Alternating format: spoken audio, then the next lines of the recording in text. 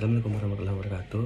Nama saya Danu Aditya Atmaka dengan NIM 2401011191. Di sini saya akan menjelaskan runtutan DFD level 0 hingga level 2. Untuk memahami bagaimana data mengalir dan diproses dalam sistem informasi pengelolaan spare part motor, kita menggunakan pendekatan data flow diagram DFD. DFD dibagi menjadi beberapa tingkat level dari yang paling umum hingga yang paling detail. Berikut adalah penjelasan.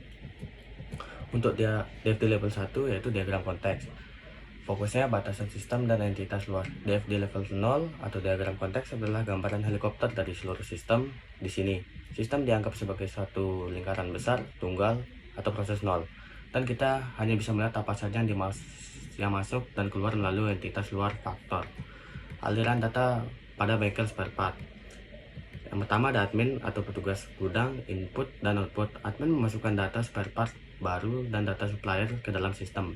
Sebagai timbal balik, sistem memberikan informasi stok real time dan data pembelian kepada admin. Yang kedua ada supplier, input dan output.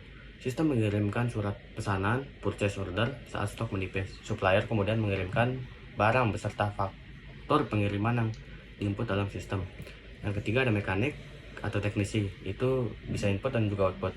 Mekanik menginput permintaan spare part order untuk motor pelanggan yang sedang diservis. Sistem memberikan persetujuan atau info ketersediaan barang, apakah spare part bisa diambil atau tidak. Yang kelima ada pemilik atau owner. Owner hanya menerima data dari sistem, tidak memberikan input langsung ke aplikasi, yaitu berupa laporan stok dan laporan pembelian pemakaian. Untuk berikutnya saya akan menjelaskan DFD level 1 yang fokus pembagian proses utama dan data store atau penyimpanan data. Pada level ini, lingkaran besar di level 0 dibongkar menjadi 4 proses utama. Di level ini pula, tempat penyimpanan data mulai diperlihatkan. Ada 4 proses utama di level 1, yaitu proses 1.0, kelola data master dan supplier. Admin menginput data profil supplier dan jenis-jenis spare part. Data ini langsung dialirkan dan disimpan dalam data store, spare part, dan data supplier. Yang kedua ada proses 2.0, yaitu pengadaan dan pembelian spare part. Proses ini menangani transaksi ke supplier. Ketika barang datang, proses ini mengambil data dari data store. Supplier menambah jumlah fisik di data store spare part dan mencatat nota belinya ke data store transaksi. Yang ketiga ada proses 3.0, permintaan dan pengeluaran spare part. Proses yang melayani mekanik saat mekanik meminta barang. Proses ini akan membaca cek ke data store spare part. Jika ada, sistem otomatis memotong jumlah stok dan mencatat riwayat pemakaian ke data store transaksi.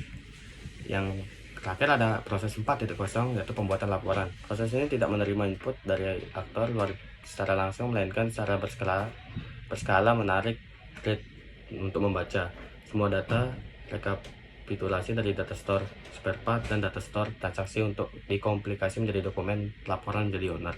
Yang terakhir ada DFD level 2, yaitu fokus pada rincian langkah-langkah spesifik atau subproses. DFD level 2 memecah proses yang ada di level 1 menjadi subproses yang jauh lebih spesifik agar programmer tahu persis logika program yang harus dibuat. Sebagai contoh, mari kita bedah pecahan dari proses 2.0 dan proses 3.0.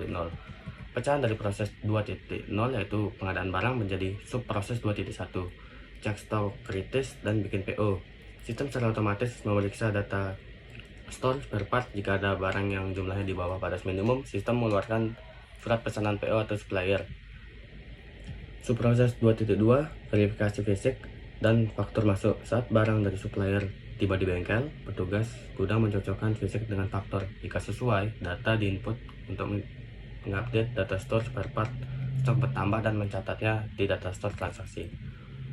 Pecahan proses 3.0, konsumsi mekanik menjadi 2. Subproses 3.1, validasi order mekanik. Ketika mekanik meminta filter oli atau kampas lem, sistem memvalidasi ke data store spare part apakah barangnya masih tersedia atau sedang kosong. Yang kedua ada subproses 3.2, eksekusi potong stok gudang. Jika barang tersedia, sistem memotong angka kuantitas di database, menandai barang tersebut keluar dan mengeluarkan perintah penyerahan fisik barang kepada mekanik. Jadi yang bisa saya simpulkan, level 0 itu menjawab siapa saja yang menggunakan sistem dan data apa yang mereka tukarkan secara garis besar. Untuk level 1 menjawab modul utama apa saja yang dalam aplikasi dan di mana saja data tersebut disimpan. Dan DFD level 3 menjawab bagaimana fungsi dari setiap model tersebut bekerja secara detail, langkah dan demi langkah. Sekian yang bisa saya jelaskan. Assalamualaikum warahmatullahi wabarakatuh.